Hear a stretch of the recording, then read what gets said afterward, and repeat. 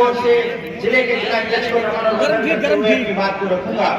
सम्मानित साथियों, एक छोटी सी कहानी से शुरुआत करते हैं। एक बहुत ही दबंग किस्म का व्यक्ति हुआ करता था और उसने एक बार सेविंग करवाने की सोची कि मैं सेव करवाने जाऊंगा। उसने ये कहा कि अगर किसी एक व्यक्ति ने भी जो मेरी सेविंग करेगा, जो भी बार बार होगा नाई होगा, अगर उसने मेरी सेविंग करते समय जरा सी भी मुझे खरोच कर दी तो मैं उसकी गर्दन काट दूंगा। तो सभी नाई घबरा गए शहर के। उनने कहा कोई नहीं बनाएगा।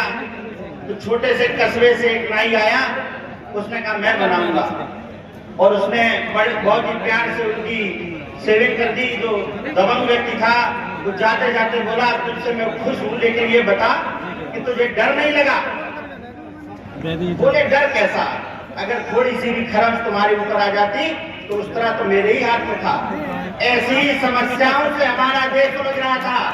बहुत बड़ी बड़ी समस्याएं थी।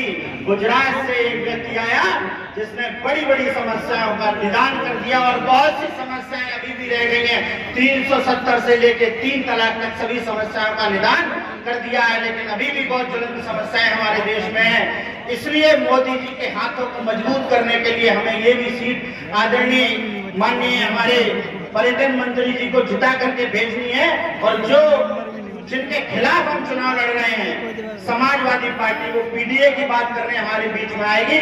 विशेष करके मैं अपने लोगों से एक बात कहना चाहता हूं, आपका वोट मेरे साथियों, आपका वोट जो भी दलित समाज के व्यक्ति यहाँ बैठे हैं, दलित समाज के नेता बैठे हैं, दलित समाज के कार्यकर्ता बैठे हैं, भारतीय जनता पार्टी से हो या जो मुझे नेता मानते हुए आए हैं, उन सभी से मैं अपील करूंगा, आपका वोट इस चुनाव में बहुत निर्णायक होने जा रहा है।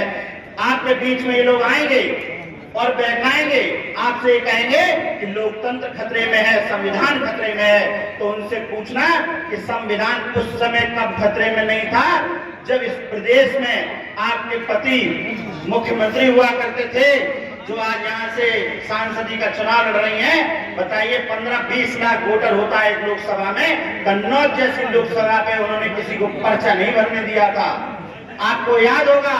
इसके अलावा एक कलंक और हमारे ऊपर है, पूरे देश में कभी ऐसा कोई चुनाव नहीं हुआ जो पूरा का पूरा चुनाव रद्द हुआ हो। धर्मेंद्र यादव जी यहाँ से चुनाव लड़े थे और पूरा का पूरा चुनाव रद्द हुआ था। तब लोकतंत्र खतरे में था।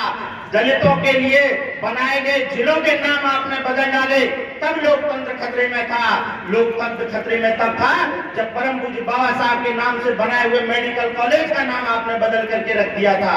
और आज धन्यवाद देना चाहूंगा भारतीय जनता पार्टी को, जिसने फिर से उसी कन्नौज मेडिकल कॉलेज का नाम बदल करके परम पूज्य बाबा साहब के नाम से उस मेडिकल कॉलेज को फिर से किया है।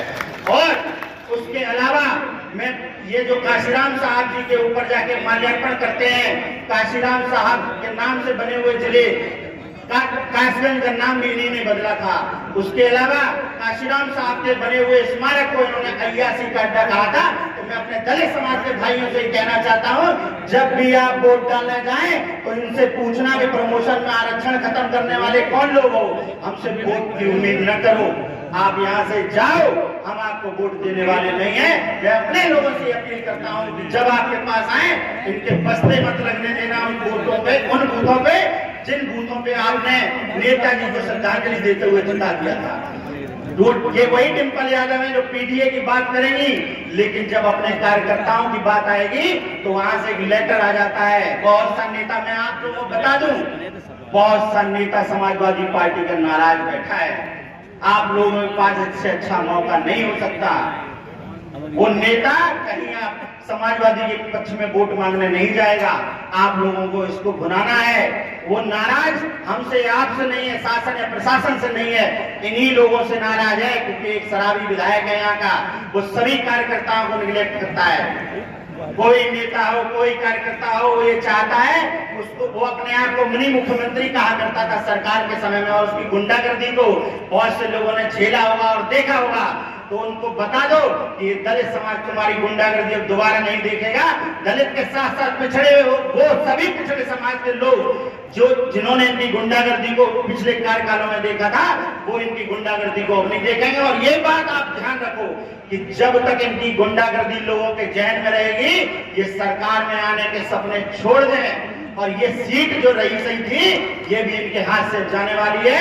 मैं फिर से अपील के साथ अपनी बात को विराम दूंगा क्योंकि समय थोड़ा सा कम है कि आप लोग इस बात को ध्यान रखिएगा कि यही एक सीट है जिसको वो अपना गढ़ कहते हैं। इस गढ़ पे आखिरी कील ठोक दीजिए, इस गढ़ पे आखिरी कील ठोक दीजिए। आने वाली सदियां 20 साल 25 साल ये लोग नाम नहीं लेंगे वापसी का।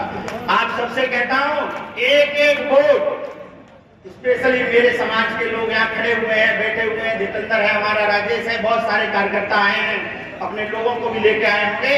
मैं आप लोगों के बीच में आऊंगा और इन सब बातों को भी करूंगा और बहुत डिटेल में चर्चा होगी हमारी हर बूथ पे, हर सेक्टर पे।